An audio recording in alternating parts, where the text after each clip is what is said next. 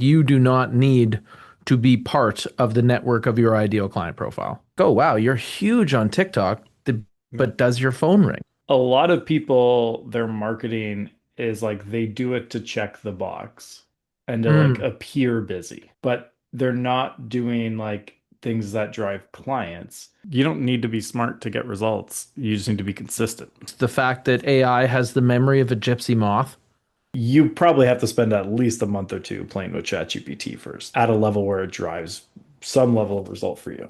Welcome to the Leads Are Shit. This is a real estate magazine podcast with the owner of Real Estate Magazine, Andrew Foliato, who is also the founder of a real estate marketing company called Just Sell Homes that takes the marketing off your plate. So if you're an agent, you can just sell homes. And myself, I'm Taylor Hack. I am a team leader and realtor in Edmonton, Alberta, Canada, that is kind of a nerd that will wander. I'm always looking for a pickup meeting and kind of put a few miles on over the last couple of weeks here, and so did Andrew. This is the first time that we're back together in weeks, weeks and Yeah, it's weeks. been almost a month, I think, since we've actually done Mhm. a show together. We've texted. Yeah, absolutely. But Yeah. last week you had Craig, and that's awesome. Craig Yeah. Knopfler definitely knows what's going on when it comes to things like dialing in your marketing. I don't think that Craig ever thinks the leads are shit. Well, that's because he doesn't generate leads. That's his whole thing. He's like, I don't want to do that. He's like, if it's not essentially like some version of a come list me, he has no interest. Which I ended up doing like a whole thing in my newsletter about that this week in my Just JS. I don't know if do you get my JSH newsletter, my Tuesday one? Did you Mhm. read this week's? No, because I'm coming back after Right. Yeah. vacation. And So yeah. it was kind of like similar to the show, but it's that concept of like, if this is the general public, this is the like a signed client, you need sales and marketing to take them from here to here. But like you can put the marketing stopping here and sales starting here, or you could put the marketing stopping here and the sales start like where you have like how much marketing versus how much sales is kind of up to you. And Hmm. his is I don't want to do anything that's like me having to leave the office. So it's like for him, it's the marketing and the farming does all the hard work. Then he can just come in and close. So, but then other That's people, great. they do it the other way. Like, let's get as many names in and let's just hammer them with sales. That's awesome. Yeah. And you were also abroad. You were over in Yeah. Ireland. So 10 days in Ireland, not a single drop of rain. It Okay, I like, thought you were going to say not a single drop of alcohol, and I was not going to oh believe you. yeah, there's no way that's true. Yeah, I yeah. went to a whiskey distillery tour and Mm. what was framed by them as like a sampling of like their five whiskeys, um, is a full glass of their five whiskeys. It was great. That my wife tried all five, but that she does not really like whiskey. So I finished most of hers. So I left that tour feeling great. Well, the pictures looked So awesome. yeah. Oh no, like could not have gone better basically in any way. Like it was kind of when it was just like really nice. Like we did get a flat tire at one point, but that was that surprisingly though, so like rural-ish Atlantic coast side of Ireland, flat tire, back on the road with a new tire in under an hour. Nice. Like we were kind of near this business, went in, they came out. One of the guys was like on his knees with me, changing the tire. Oh, Oh, wow. Craig just came in, I guess, as a guest, and I forgot to take him off as a panelist. Craig, I'm bumping you back down to a panelist. Sorry, Craig. I forgot to take you off on the back end there. You are Otherwise, we're going to bumping put back you to down. work for. We're going to Yeah. put you to work, sir. You can come back on and talk again. I'll have to make note to take him out of Zoom there. And we've got Yeah. so Craig is here, and we've got some other folks here. And if you're in our live audience, please shout it out. Tell us who you are, Yeah. where you're from. And I Uh, see Anthony Brown's here from Halifax. Anthony, I'm going to be in Halifax. I've been meaning to reach out. I'm coming for the Remax Activate conference. So let's like grab lunch or dinner or something one night while I'm in town. It's like yeah, 7th to 9th, I think the event is.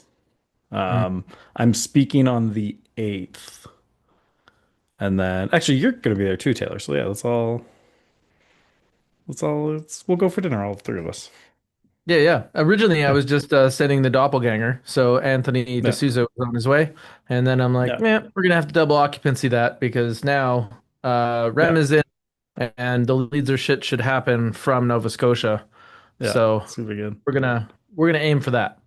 That'll be good. All right. So if you are going to be in Halifax for that conference, shoot us a message and maybe we can meet up too. That'll be good. All right. And then you were at the Tom Ferry event, so that was like the main reason you had a vacation and then the Tom Ferry. Yeah, yeah. So Yeah. hey, when you drive with your wife, do you Yeah. guys take turns? No, No, me. you're just like you drive, Yeah. and that's how it goes. Yeah, Yeah. that's the same thing as me. So Yeah. I drove back from Victoria. For Canadians, that's like I don't know, about 1,300 kilometers plus the ferry. Yeah. And for Americans, I think somewhere around 750 miles. It's a nice drive too. Yeah, well, Coquihalla through the Rocky Mountains, that part's Yeah. all awesome. Um, and really, like, it was actually a nice drive. And then I was home for about 6 hours and then on a plane to Texas. Different So vibe. yeah, got into Texas. Got to see my clubhouse friends. Some of my friends are here, like Connie. Good to see you, Connie. And it was really nice. Met Glenda Baker in person for the first time. She's been Nice. on the show. And honestly, like meeting her in person the first time didn't feel like that. In fact, it doesn't feel like that with any of my clubhouse friends. Like Yeah. once you go audio, man, the way that it makes relationships, it feels like you're just like Uh, buddies. the amount of times I've now met people at conferences where we'll start like greeting each other like we've known each other for years, and then we stop, we're like, wait, have we met in person before? Like it happens more than you would think of just that, like, I'm not sure if we have, especially if you've zoomed with them too, right? Like it's like the only time that it's been very clear to me is if they're either way taller or way shorter than I thought. Be like, that I would have remembered. hmm But yeah, no, that happens a lot at conferences where you're just like, wait, have we met? We must have met, right? hmm Well, yeah, even when we talk about guests that have been on this podcast, Yeah. really, Justin Benson was there. Yep. Justin from Shiloh AI. Also, Glenda Baker, Tom Story. Yep. So it was just good to catch up with some. Andy was there, Andy C. In fact, Yep. I spent the most time with Andy. He took me climbing a couple of times, introduced me to an agent that's in Southern California that deals in like 20 to 40 million dollar places. Yeah. So good to kind of get around and get immersed and talk to everybody that I wanted to chat with. A lot of what I take away from conferences is in those meetings rather than necessarily what's on stage. But stage is impressive. Like there was several thousand people in attendance. There was another like 15,000 watching on the stream.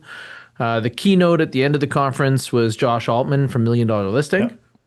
and he brought experiences but no content at all. So he literally told stories about him finding people that ended up being in big deals. And I think that the big takeaway from that was probably like don't have inhibitions about trying to be in the places where the people that you want to work with are and approaching them. Yeah. Well, a lot of the time it's just that of like you just need FaceTime hmm and put yourself in those situations. Like I joke there's an agent, um, like it's not actually true, but we joke with him that the only reason he had a kid was to put them in a private school so that he could meet rich clients. Like that was the entire reasoning is like, so does that make the kid a tax write-off? It's a marketing tool. Well, even when we remember, was it Michael from Chicago? That's the luxury. Yeah, Michael LaFido. Yeah, Yeah. so Michael Afido was talking about like you do not need to be part of the network of your ideal client profile. Like he was Right. saying he works with very wealthy people. He doesn't hang out with wealthy people regularly. And the same thing we saw from Craig. Craig Knopfler is very successful in his target market and chooses not to live there on purpose.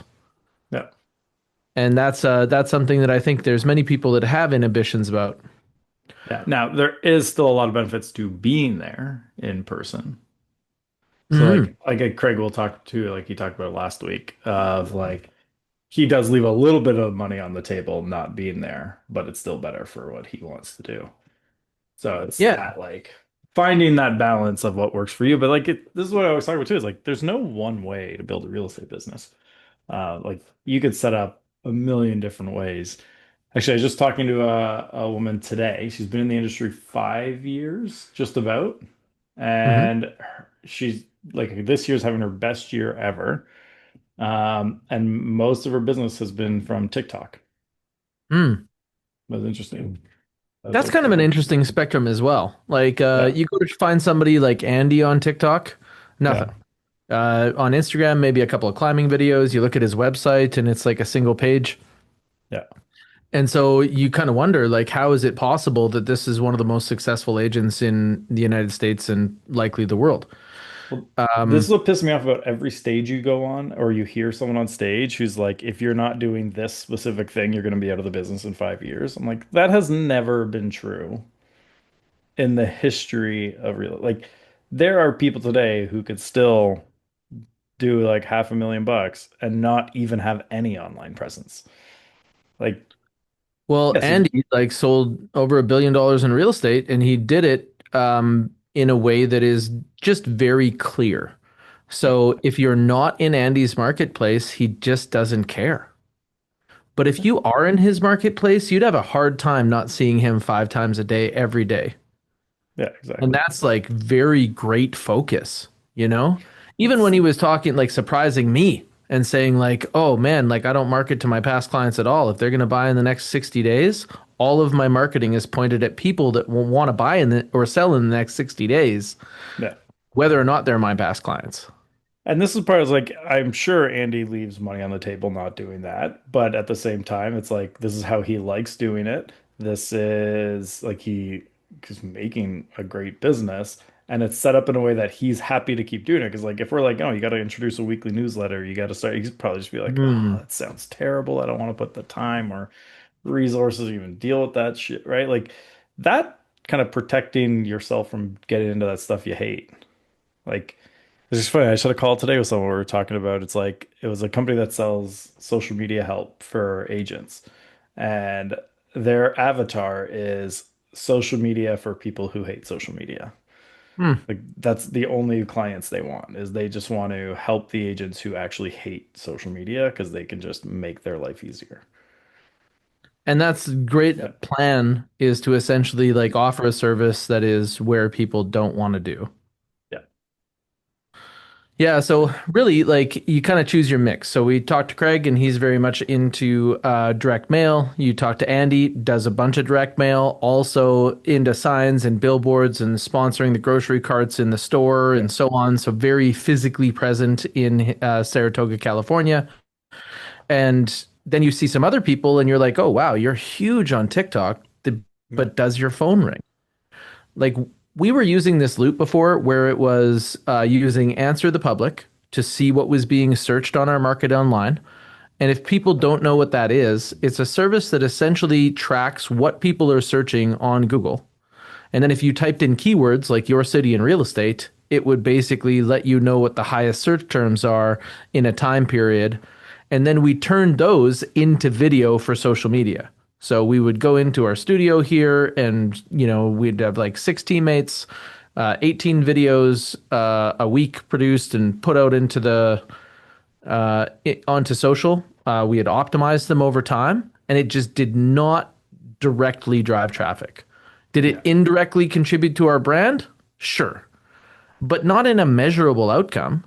Meanwhile, you take a look at like Tom's story, and he's got a podcast that is very focused on being to clients. And I was a guest on his podcast on YouTube, over 10,000 hits, and I got 3 phone calls of people that I'm actually having meetings with. Yeah. So No, that's a it's very fun. stark contrast and that's why I stopped doing the same amount of Instagram reels that I was doing before, is I just felt like they were kind of disappearing into the ethos.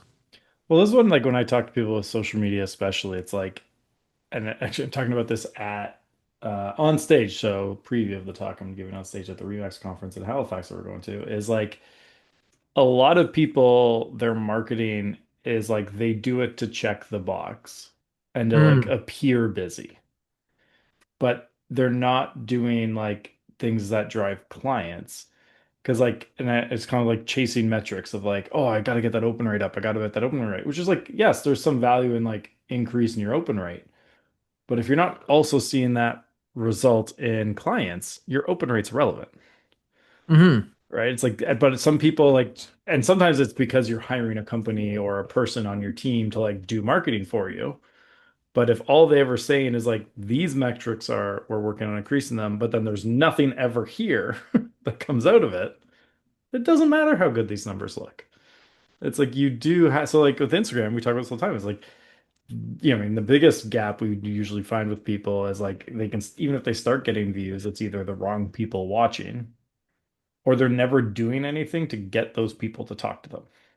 Mm. And at the end of the day, you just need to have conversations with people. Like the amount of people that are going to blow up, even like a Tom Story with who gets like 1 million+ views on his show, and then people just reach out to him. That is the rarity in it. Like most of the time, you're going to have to be very intentional about like, here's how you reach out. Here's what you should do now. Here's how we can help you.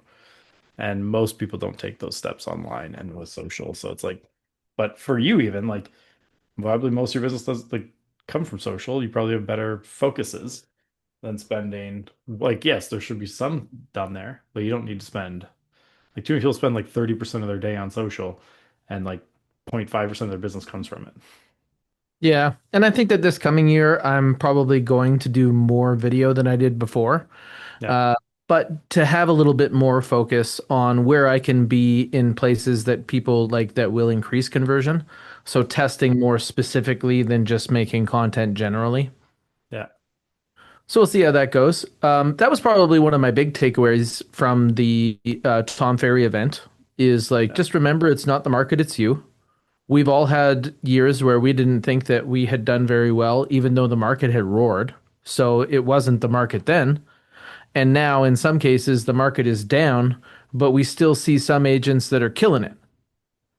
Yeah. And that's again, they're not being affected by the market as like they just don't ride the market up or down. It's where are you inside this market? Now, did you get any ideas at the event of things you might implement? Mm, I keep rolling around to like that technology that we were just talking about, that you have Plod, Yep. more meeting recordings, more AI loops off the back of that. Yeah. Uh, Really, like, I have to say, overall, I'm kind of disheartened with AI. And what I see by that is that there's not very many people that can actually say like, "Oh, this equaled money."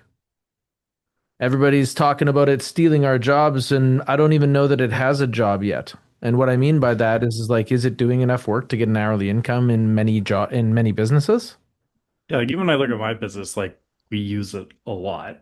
Um, it hasn't replaced anyone's job, but it has increased their capacity. I agree. But it's not that it's increased it to the point of like we could just get rid of employees and do it like that promise that like you hear about at companies of like, oh, we're gonna like fire 30,000 people or 3,000 people and just replace with AI. Like I don't see that yet. Like that could definitely happen, but it's not close to that yet, I don't think. And I think a lot of people with AI, and I'm noticing this more, it's like they're outsourcing the thinking part to AI. They're not, that's not what you use it for. Like it's an execution tool. You have to keep doing the thinking part. Yeah, you got to And use the tool and not be a tool. yeah, like it's not, as I was talking to someone about this recently who was not in the industry. It's like AI isn't smart. It's just predicting the words that come next. Like those words might be wrong and a lot of time will be. And you Well, have to know that. it's predicting the next words based on probability from the library that all the humans created. Yeah. And all humans are not awesome. In fact, if you ever think about it, like if you see yourself as average, or even if you think about what average intelligence might look like, 50% of the people are less than that. And many of those people are loud. So the knowledge base online is kind of questionable and smart. I think that it's kind of confusing when we take a look at intelligence. Like they try to measure it with IQ tests. I don't know, man. I know some people that probably wouldn't test very high on IQ, but when you take a look at the results in their life, you're like, you've got game. That's, but I think that's also a bit like you don't need to be smart to get results. You just need to be consistent most of the time, right? I see a whole bunch of people doing Yeah. consistently at shitty work. Yeah. Kind Hey, of like, Michael's can here. you set goals and Michael attract in them? the chat there. So Michael and I go way back. I mean, when did we start working together? Like 9 years ago. He worked at a company, and yeah, we used to work together quite a bit. Nice to see you here. He's a Bucks fan, Milwaukee. It's a shame. Come over to the Raptors. Uh, but yeah, good times. Um, yeah, so I mean, AI, we still use it like again, like a lot, but I go back to the like I have to put in the right context. I let it do a bulk and then I come back and edit it. But it's like I gotta Hmm. ask it very, but like for marketing, like the amount it sped up our copy is insane how much faster we can get good copy out. But that's not because we're like what used to be 6 hours to write a great ad is an hour now. It's not 30 seconds. Oh, you Like, don't just say write a great ad on this? no, like I got to put the work in. Or like actually one that I love to do is I make it do some of the research, then put it in. And one of my favorite things, which I've been doing a lot more, and we have talked about this too, is I tell it how I want people to feel after they're done reading it. Hmm. That was a big unlock for quality of content coming out. I think that that's great. And that's Yeah. actually good advice to anybody. Like, if in your Yeah. next meeting, as you're going into that meeting, take a deep breath. And if you were meeting with Andrew, you'd kind of think like, okay, we're going to be an hour together. How do I want Andrew to feel about me when this meeting is over? Yeah, exactly. Um, Kind of revisiting the summary on Tom, we definitely talked a little bit about use it like there was a presenter that was talking about emotional intelligence related to like buyers, Yep. and she was pretty interesting. There was a lot of information on how she profiles. Interesting. So we wanted that like she has people agents rate their current buyer, onboarding and showing experience. She also looked at it like having like a human experience that's tech supported, and I really do think that that's the best place to use AI. Yep. Is like, are you using AI in a way that actually increases the human contact but takes all the clutter out of the way? That's a good way to do it. Um, when we talk about like AI marketing automations, they had a bit with that, and a lot of people using some new tools like 11 Labs and Notebook LM. There was a fair amount of AI content, but a Like that lot of is the hot topic, so I get why they're all doing it. But but I don't know that there's enough credibility there of like this is consistently getting me clients yeah. and I'm doing it in a way that other people could replicate readily. Well, that's why like when I do my AI talks at events, like I'm not getting into like the advanced agentic style stuff. I'm like, here's how you use ChatGPT. Like, here's the ways that you can do it. Because that's what Hmm. people will actually go home and work on. Then if they're like get really into that and see the benefits, then they'll start looking at the advanced stuff. But Hmm. they're not gonna like jump from I don't use AI to I'm gonna set up all these agents and have these wrappers and like jump into N8N and have all these complex tasks happening. You probably have to spend at least a month or two playing with ChatGPT first and like at a level where it drives some level of result for you.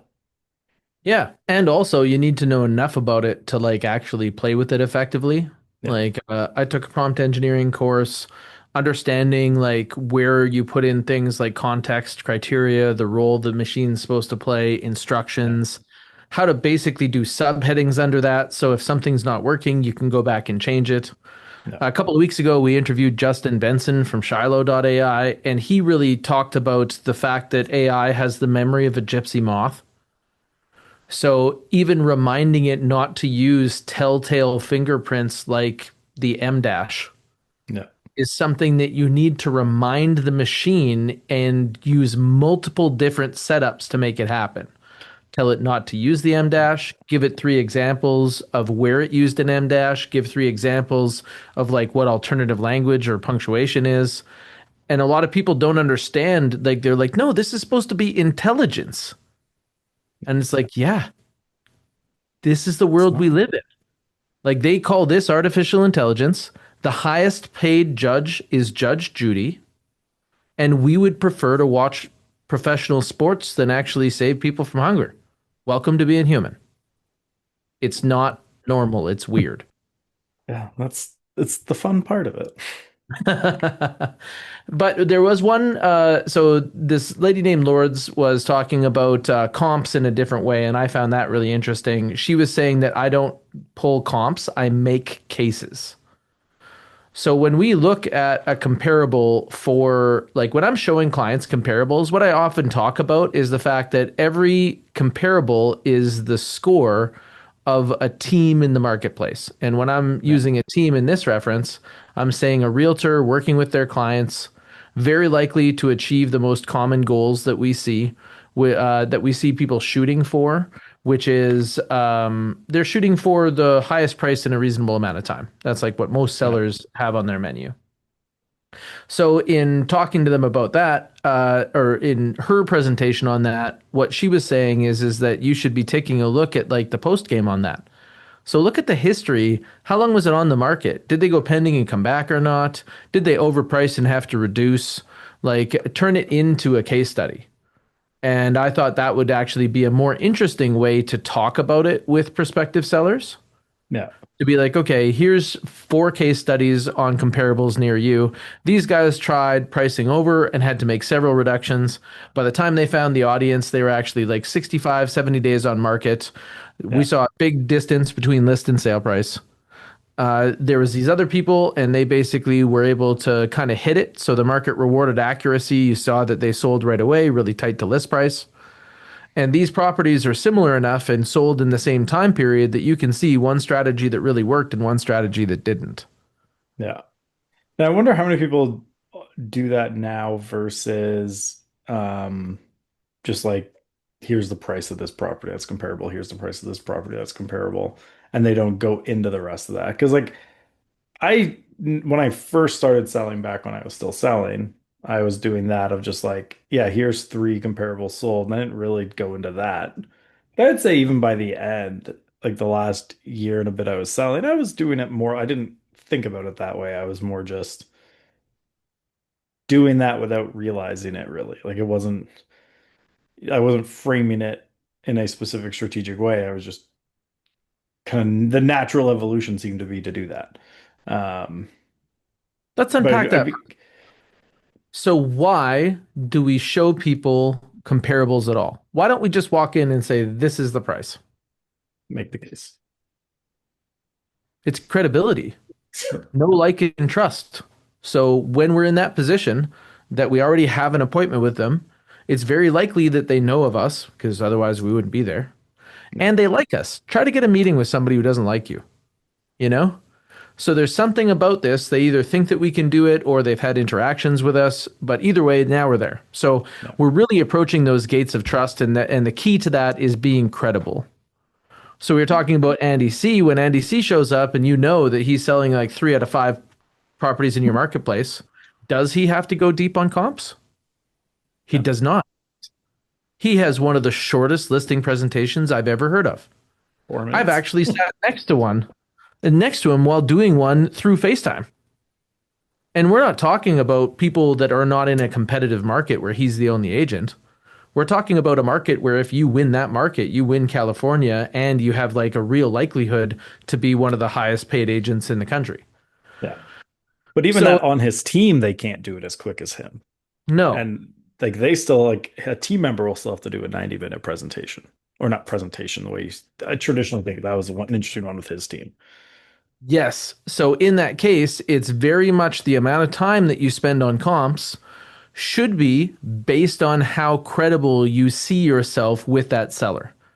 Do you need to go deep into having these as case studies in order to win them over because they're not sure or you're interviewing against several agents and you want to show that you're the most prepared? Or is it a situation where they already know, like, and trust you? And this is a waste of time. And if it's boring, it actually diminishes their This interest. going back to what we were talking about before of the marketing and sales, where are you? It's like Andy, he's done all that marketing work, so he doesn't have to do much sales work when he gets there.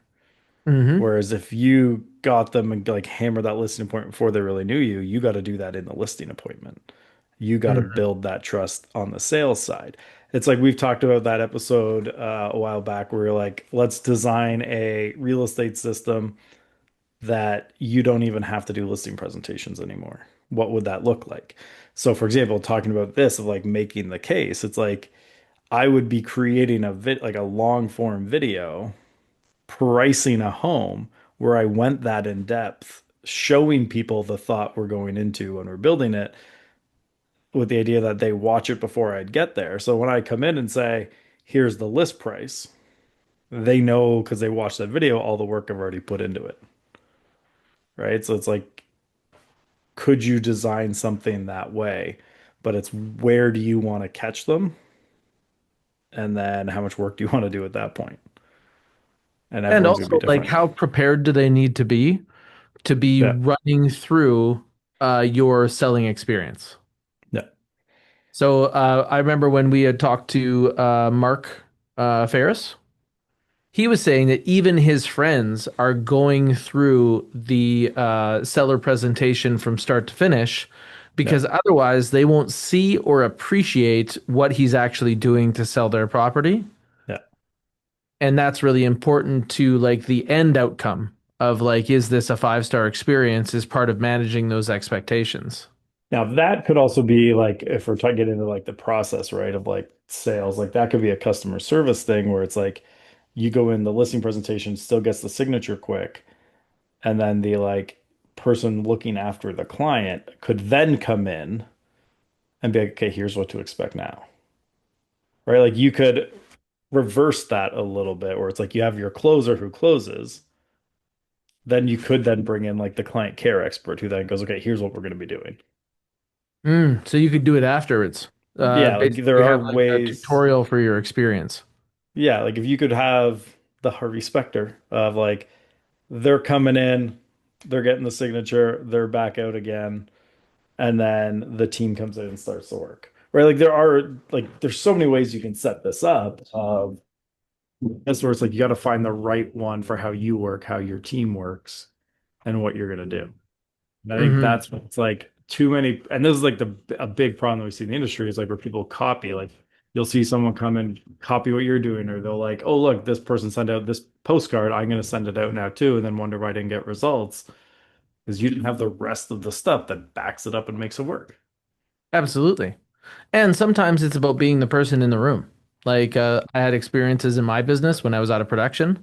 And when we take a look at the ability to acquire those high value listings and control the inventory, that was very limited. Yeah. And then once we ended up getting a little bit more developed, or with me actually back in production, we get more opportunities at those high value listings that drive traffic and so on. Um, and it really is just based about in the room, can you go against the other top agents in your market? Yeah. And how much do you pay attention to like who your main competition is in terms of like your key areas? Like, are you diving deep into their businesses, what they're doing, their volume in your area? How much attention's being paid to like your main competitors? Not that much. I really take a look at like my three uniques and how they match up Yeah. against others. Yeah. So what I know about my own business is that I'm experienced first, and that's why I'm the highest rated and reviewed real estate agent or team in our marketplace. And then I also take a look at systemized. There's a bunch of agents in my marketplace that are older and they are established, but they are have not built systems that deliver consistency. Yeah. And then the last one is a team. My most likely competition, whether they're notable or not, is an individual agent. And so so like I know my three uniques and kind of how they match up. There's several people that I interviewed. Like I just picked up a listing against the neighborhood expert, who's a solo agent, but controls about, I would say, almost 50% of the inventory in that neighborhood.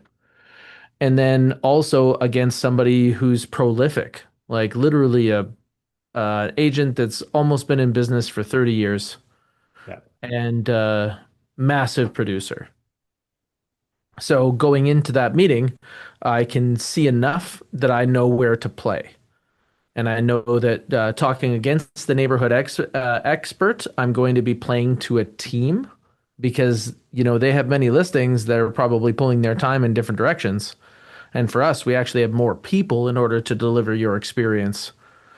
Yeah. The other thing is that they have a network in that neighborhood, but we're bringing a network to that neighborhood. So we're already using that neighborhood experts network because every time we take a listing in that neighborhood, that agent will essentially that their network may be the buyer there. Yeah. But on the other hand, we're also bringing this additional network to the neighborhood. And then finally, with the other agent, like I had a ton of respect. I have a ton of respect for this other agent that I interviewed against. I told them, like, hey, listen, you're not in it. Like, you're in great hands if you go this way. I practice business differently. I'm much more technologically like focused, and I really am interested in delivering a great experience. And the feedback from the seller was that actually, with that agent, they were struggling to even make contact, Yeah. and they were worried that they didn't have enough time for them. And I mean, that's the easiest thing when you're a team to compete against a solo one is like you Hmm. have this team available that can help. It's like the office scene where it's like pulls up the phone, just calls the office right away. We've been on hold with Staples the whole time, right? It's like doing that exact move. Like, Hmm. we're here, we can help. What do you need? Like the Yep. amount of clients that I've gotten over the years from just being there and responsive, it works. Availability is an ability. Yeah. And I've also So, seen it catch me, lose me business the other way where like I missed a message somewhere or something like that. yeah, you got to be careful. Yeah. Too many platforms to get messages on. So it really depends on what you like, how you want to approach things and whose business you're trying to cut into, because that's a lot of what we do Yeah. is to say, like, all right, if we're trying to get into Craig's neighborhood, Craig plays pretty good defense. He gets to everybody's mailbox way more often than most new agents could afford to. And then if he notices that they're trying to compete with him using time, now the door knocking starts. And Yeah. that's because everybody knows that if you are the one who passes the threshold of that house, it's really hard to get you out of there. Yeah. It'd be a fun thought experiment. Let's pretend we're moving into Curtis and we got to dethrone Craig. What would we do? Yep. Yeah. That's definitely a lot of the way that new agents Yeah. should look at it. Yeah. Is Which I've is, got somebody who's a top producer that has a lot of cash but not a lot of time. How yeah. can I move the ball into time-based activities to potentially like almost like run the flank? Yeah. Which, I mean, especially for someone new, the easiest way is just you got to really niche down and pick somewhere they're not. Hmm. Because there's always like Get there's no that way you're going to first be on every foothold. platform. Yeah, it's well, it's like what I say. Like we used to, like, I mean, the military thing. Like you got to establish your beachhead. It's like Hmm. where can you get that foothold that every year you'll at least be able to get like enough to live on comfortably before you go to that next level. But it's like make sure you have that established. You're comfortable with your niche down. Like I was talking to an agent years and years ago that his just like random little niche like that made sure every year his bills were paid was the deaf community because he could sign. And so like and I guess a lot of deaf people like they go to the same events, they go to the same things, so they all know each other. Not all of them, but you know what I mean. And they'd all refer him because they're like, What do oh you no, call I those? You can't call it word of mouth. word of hand. Word of hand. Yeah. But that was the thing is like he did really well. So he knew every year he would get 10 to 12 deals and the price point in his area meant that could easily be two to $300,000 in commission just from that community. And that gave him like the freedom essentially to now start trying to take swings elsewhere to see where he can get Hmm. that foothold. But he knew in that area he could always get it. Yep. And it's like that's what you need to look at when you're going up against someone big in an area, or you're just in an area that's super competitive. Like if you're in Toronto and there's, I mean, yes, there's technically like 70,000 agents on the board, but there's not actually that many trying to sell. But let's say even that number is 30,000. That's still 30,000 competitors. Whereas like you can be in other areas where there's like my favorite one's a Yukon and Whitehorse. There's like 30 agents total. Um, I was like, yeah, very different the approach I'd take in a market with 30 agents versus 30,000. So 30 agents in Whitehorse? Yeah, that was years ago. Like we had a client there. His office had 12 of them. Hmm. Yeah, That's interesting because I wonder what I think in my market there's one agent for every well, there's a million people and 5,000 agents, so there's one agent for every 200 people. yeah. I don't know what it would be. Like I think there's a decent But I think that if population you you'd get do. 200 people together, just like that group will attract more agents because they're attracted to groups. Yeah. So you can kind of work out some of this math, but Whitehorse is 30,000 people, and if they had 30 agents, that's 1 to 10,000 instead of 1 to 200. That's a huge benefit. Like No, you're, it's yeah. no, there's Hmm. like a lot of interesting areas like that to look at. But again, how I would market there is also going to be very different than how I'd market in Toronto, how I'd market in Edmonton, or it's like there's like still to this day, like there are some areas because like I'll get invited by boards to do like their AGM, and then you start talking to people in the local areas. Like I've been even in the last like year or two to areas where like they're almost just getting started with social media. Like they're Wow. still like maybe one or like and no one in the area is doing SEO yet. And it's like, We need to do like a Mr. Beast style project where we take somebody like Craig Knopfler and put him into another environment. yeah, Like take him to like Regina or Saskatoon, Saskatchewan, and he has to deploy again. yeah. I love that experiment with people of like, all right, what would you do if you had to start over and how Hmm. to do it? Craig says Hey, he'd Craig. win. Yeah. Regina it is, you're moving. Yeah. But I'd love like I would love to move to one of those. Like or one that I always find interesting is like agents in Manitoba will complain about like the way they can't put like IDX on their sites and things like that. As like I would love that as a marketer because now no one gets that advantage. Hmm. It's like there are people who's like their entire marketing and online lead gen is I just pay for Google ads to my forced registration IDX site. You A take new that program. away, and people need to figure out how to properly market on their own.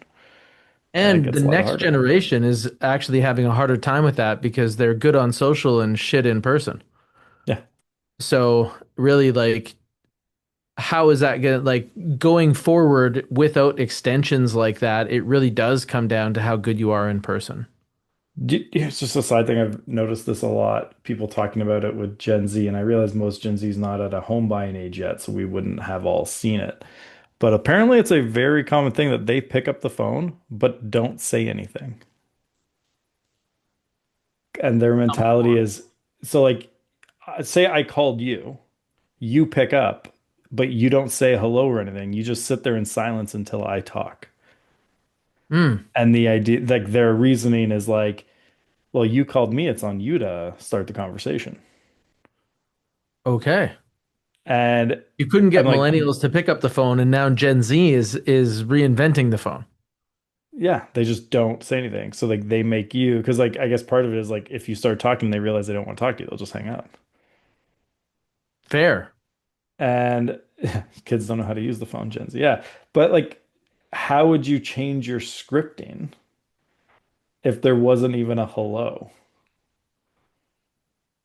I think that I would normally like verify who I'm talking to. Like, hey, is this Yeah. Andrew? Yeah. You got to do something like that just that gets you got to get the reply. But yeah, it's interesting to hear that stuff of like how they do that. And then there was another one Yeah, which I maybe you got still to haven't. speak in their language and be like, hey, I heard Andrew has no Riz. See if they come back. Skibbity. I don't know the words. Um, And just get on the phone and be like, skibbity. yeah. Is that a thing? Is that a thing? How do you do, Yeah. fellow kids? Totally. I Distinguishing. actually have really I am really interested in communication, like at a deep Yeah. level. And so how people express themselves in these different ways and the way the language changes, and sometimes it's amazing. Like like the phrase "do it for the plot." Yeah. That's sick, right? Or bring like lead character energy. Yeah. NPC. Yeah. Yeah. Well, the interesting thing there too is like one thing that I've been reading about with this again, because they're not like at home buying age for the most part yet, we wouldn't have really dealt with it, but it's coming. Is like I was reading one there saying, and it was a company that sold to them, is like millennials and older typically there's like the online side of life and then there's like the in-person which is more polite. But here you like you might say horrible things online for fun and trolling. Gen Z doesn't have that separation. So like that, if we're in person, that thing they might say online, they wouldn't say in person, they'll just say, not realizing that there might be other consequences and things. Like it's just like that filter that you might have because you're in person now, for a lot of them has gone away. Really? Where do Yeah, they live? Because they don't live where I live. online. They're on their Yeah. phone. Yeah, like I think that that also is like your society. You Yeah. know, does your society require them Mhm. to have respect for the people they're interacting with? Like my society here in Alberta does, Well, it's because gonna be like interesting when they get there, right? Like, yeah. does that change? Do they just mature? But like, because I always get annoyed at all the things. Like, I remember when I was getting in the industry, it's like every event had a panel of like how to market to millennials. Yeah. Like, they're people. Just like, how do you market to people? It's not actually that different. Well, until Um, you get like one generation away like we are now. yeah. Like you're a Gen X too, right? No, millennial. You're a millennial. Yeah. Wild. So for me as a Gen X, I'm like one step past uh that like or one step away from those Gen Zs where you might have more association with them, just like I kind of feel like the daywalker of millennials. Like I'm barely into Jay Z, so I grew or into Gen Z. What year? So What year were you born? 80. Oh, I'm 87. Yeah, so like Yeah. a very big difference, but I was kind of at the tail end. So at Yeah. some sides of me, I really feel like I'm You were in elder that in between lost millennial. generation. The one who were like, you're 2 years too late for one and 2 years too early for the other almost. Yeah, yeah. And but Yeah. we're self-defined because we're pessimistic and angry. We know how to talk to somebody's face and use the apps. Yeah. It kind of feels like that Wesley Snipes movies about vampires where you're like the daywalker. Yeah. Blade. Yeah. Yeah. Well, it was another interesting one, which is apparently why they're struggling in the job market is like millennials and Gen X grew up with like starting with DOS and has seen the evolution, so they know how it works. Whereas like the next groups are coming up on the iPad. So like if something breaks, they don't know how it got to where it is, so it's hard for them to like troubleshoot. Okay, this is important. This is where we are at AI right now. Yeah, So with where we are with LLMs, if you get on the bus now, you're actually going to get access to the control panel that will exist all the way through. Like yeah, the control panel that you operate with code is still in existence in an iPad. It's just buried in there. And the same thing with computers. And those people that even understand enough that they can have ChatGPT help them create code, but understand enough how to like implement it and determine whether or not it's functioning, those people have a distinct advantage right now. Whereas now we're going to end up maybe even 5 years from now with AI that is all boxed up like the iPad. yeah, And there's going to be a few people that know how to get in there and jailbreak it and make it work according to what they want to see. And the rest of us are just going to rock the iOS as it presents. yeah. And it's I think the biggest thing that people need to learn with AI is like where its real limitations are. Because mo not enough people seem to actually understand just like it's not that it's lying, it's just it's doing what it's supposed to do and is not giving you fa like you still to this day can't rely on it for factual things at all. No, it needs a babysitter. Yeah. And that has to be you. Well, that's what the whole job of being a human in the loop is. Yeah. And when you're first starting with AI, you have to treat it like a toddler. Like it's only able to make the noises of the animals, right? Yeah. And you have to really be careful with it with everything else. And then Yeah. as you are able to raise your own custom GPT, if you're approaching it the same way that I am, I'm building something that will be a companion, but it's evolutions over time. Yeah. Do you ever do you use ChatGPT or is it one of the other ones you mainly use? Like what's the I'm main? primary chat GPT Yeah. and secondary is Grok. Do you go in and edit the memories ever? Edit the memories. So like you can actually just pull up the like list of your memories of like Yeah, the what it list of saved about all the you. recent threads. Yeah. No, no, not that. Like there's actually a section that's like basically called like your memory. Let's see if I can figure out where it is for you. But like you can literally end up like pull up essentially everything that it remembers, It like the remembers main about me. things it's trying to remember about you, of like the like almost like their context window. And I went in that and now once in a while, and I feel like every time I go in, I have to remember where it is. I will find it and then I'll tell you where it is. But you can go in there and it'll just list out everything in terms of memory. And you can Hmm. go in and be like, okay, take this out, remember this. Yeah. So if you go into settings, Yep. personalization, manage memories. So like I learned about this one time because I said, forget about this chat from your memory because I Hmm. was like showing someone an example of something I didn't want in the chat, and it thought I meant delete everything in the entirety of its memory. So I lost No my way. entire memory of ChatGPT. And so I was like figuring out what to do, and I found this memory thing. And yeah, now I can like go in and actually remove ones that I'm like, okay, that because sometimes like let's say I'm brainstorming an idea for REM, which I do quite a bit, like try to pressure test ideas quickly. Is sometimes the final idea, it still might not be something I do, but it will think I did. So sometimes I'll have to go back in and take that out from its like saved memories of like no, because like they actually have a limit of how much they can put into your memory. So I also want to like go in once in a while and tighten it up Hmm. because that's That's like I pretty want to, interesting. yeah. So it's So I haven't done what, that. I wasn't even aware of it. yeah. So go in and find your saved memories, and then you can be like, okay, that one's not relevant, or this one could be better. And I then have also done things where I will like put it in what it has, and then I'll refine it, and then tell it to commit the new one to its memory instead.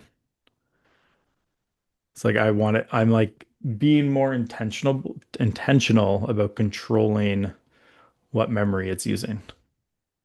Yeah, because like with me, it remembers a whole bunch of random stuff. Like instead of Yeah, remembering that I have daughters and what age they are and what they're into, it just remembers that they went to a qualified music camp. yeah, So this is where I think that intelligence is kind of a generous term. yeah. Or Because like yeah, I just it looked did at, remember something about my family, but nothing yeah, that anyone with any real intelligence would have considered yeah. notable. Yeah, like I'm looking at mine right now, and like the third item is Andrew spending Wednesday and Thursday in Dublin, then taking the train Friday to Belfast and Derry, staying downtown to Friday night, attending a countryside wedding Saturday, and going to a local pub gathering Sunday. Monday morning he checks out and go, and like it's basically like because what I had done is I'd gone into it, gave my itinerary, and said, find me interesting things along this route, just to see if there was anything it could surface that I hadn't thought of. But like I don't need that saved in Hmm. my memory, especially because the trip's over. I'm taking that out. But yeah, it's like because what I've also found is there was one point where I was told I filled up my memory. Really? Yeah, I use it a lot. That's interesting So because I also use it a lot. I don't know where the capacity would be. yeah, I don't remember where it is now, but I had found it. Now I wonder if the difference for me there is also that because I have like sections for each client, that it's also trying to remember all these different clients and their memory, right? Like it's Oh, like even so some of the that's where work it's we, hallucinating is what it should keep. yeah. So like that's one of the issues is like what's important. So sometimes I'll come in or it's like I worked on this project for this client a while ago, but their business and needs have changed. So now I start working on a new thing and it's trying to reference the old one. So I want to go take that out. So I will often just again go back. Like right now here, there's a huge section taken up by a workshop I did in March that I don't plan on doing again. And I don't need that. So yeah, like once in a while I just come in, So wipe how many things out. memories in total do you have? Um, Ooh, I almost just accidentally hit delete all. It doesn't number them. 1, 2, 3, 4, I 5, have 6, 13. 7, 8, 9, 10, 11, 12, 13, 14, 15, 16, 17, 18, 19, 20, 21, 22, 23, 24, 25, 26, 27, 28, 29, 30, 31, 32, 33, 34, 35, 36, 37, 38, 39, 40, 41, 42, 43, 44, 45, 46, 47, 48, 49. So 52, over give or take 50. one. Yeah. So basically what you're telling me is my ChatGPT isn't interested in me. Yeah, Only you got just gotta be 13 more interesting memorable to it. moments. You need to be more interesting to your ChatGPT. But I will also come in and like say, save this to your memory. Hmm. So if it's something like So a really good chat that I think is like really useful for something I want to do, the only thing I never say anymore is remove this from your memory because of the time where it accidentally removed everything. yeah, be careful. Yeah. And so, but so now, but I like, and most of those like 50 memories, like, yeah, maybe 10 of them are just like one or two sentences, but a lot of them are also like this long. Yes. So So that that's, might be like part of where I experiment is like when I think about like so let's think about what defines someone as someone, right? no, We meet people all the time and if you're hunting the same way I am, you're looking for family, occupation, recreation and dreams. no, And then also there be elements to do with their values and their history, where they came, their like where they came from family wise, culturally. There's some things that you can kind of hit. And I wonder if that's like the next step to ChatGPT personalization is to go in there and alter these memories to give it like a well-rounded understanding of you. I bet there is a productized business of going in and building someone's memories for them to Mm, like train theirs to be more effective. Like do that bulk setup of like, these are the memories you need if you're doing this type of role. mm-hmm. Hmm. Well, that's Interesting. pretty interesting. I think that I'm definitely going to approach adjusting those memories. Yeah. My next steps when it comes to AI is this winter. I don't know, like what I'm seeing in the world is people trying to implement AI in their business, and they do it by either making a new part of their business that is driven by AI or trying to jam AI into the way that they've done things previously. And No. what I assume is that you actually have to rewire your business as though you are beginning with AI and see where it can fill in the gaps. I would both agree and disagree. Like, I think when you're starting out, it's just how can I fit into my existing stuff quicker? If you're Mm, then trying to become like an AI powered business, then yeah, you got to rebuild a lot. But like, I still think for most people, if you're kind of just starting out, it's, well, if you got to write a listing description, of course, write it faster and better. If you got to write a marketing email, you still have to write it, just now use this to do it quicker, right? Like, I think even it's, one-on-one emails. yeah, just like that initial get that comfort with it and make sure you're editing a lot. And then, yes, if you do want to run like an AI first business, but don't market yourself as an AI powered realtor. No one trusts that. Like, this is the big thing you notice. Like, they've even had studies out already around of like consumers trust someone less if they're like, I'm the AI realtor or I'm the AI X business. It's like, oh, so you just want to not, you want to fire people. Great. Like, that's kind of that mentality people have with Oh, they it. look at it like a threat on that side. And Yeah. also, they look at AI as being lesser than. Yeah. Like, And even if you write really, an email that has M dashes and emojis and bolded headlines and stuff like that through it, even though it's yeah, grammatically better, its spelling is better, the way that it communicates is actually likely more clear. But as soon as we see those telltale fingerprints of AI, we yeah, devalue that yeah, message. I don't care about this anymore. I'll just skip Hmm. it. You didn't And care enough. You didn't care enough yeah, to read it, so I'm not going to care enough to read it. exactly. And that's like, so like, and it's the exact same argument today with AI that came up back when like DocuSign was starting. It just, which I realize is a very weird comparison, but it's like back then they're like, oh no, this is going to take away from your clients and the personal experience. It's like, if you're using it the right way, it increases the amount of time you have for personal experience with your clients. AI is the same. It's like, you should use it for all the things that take time away from you being with your clients and getting new clients. And it's like, let it do the things that give you more time to focus on people. And like if you use it for that, that's where it starts to help your business a lot. And most people try to go the reverse of, can I use AI to get me clients? No, it should give you more time to go get clients. And really, to go deep, you need to think about how it actually builds value for clients. Because if it doesn't Yeah. actually build value for clients, then in some way it's dividing the value. Yeah. And that's really not what you want to get into. Yeah. But I can't So stick we're around for running the up on after show time. today. Yeah. No I after show. yeah, not today. Next week should actually next week I'm in Nashville. Good to So know. So it's you me might need to get a solo guest next week. host. So I might be able to make it work. I'm doing it on I'm my own. confirming I'm when I'm joking. speaking. Mhm. But we might need to get you to have a guest host next week. Well, I'll let I you think know. that we're probably going to have to make that decision sooner than later. So Yeah. why don't I just pick up a guest host Deal. and you enjoy Nashville, and then Yeah. we'll work it out from there. Perfect. That works. And then we will see each other the next week, the 18th. Um, what am I? Oh yeah, no, I'm there. I had like, why do I have a block on that full day? And then I realized it was because I had a webinar I was holding a spot for. So we're good. Okay. All So right. we're going to be back together on the 18th. On the Yeah. 11th, it's only going to be me and whoever I bring with me. Somebody. And we always really appreciate that you come. Thank Uh, you for those who would join us live. And the rest of you, you can show up to this. You go to realestatemagazine.com, rem.ca. realestatemagazine.ca. Yep. And in there, you can get to the leads or shit. You can send it to your friends. You guys can come on in and bomb our comments just like Craig. All right. See you guys. See you Thanks. 2 weeks for me, next week for Taylor. See you, everyone. Appreciate it. Cheers.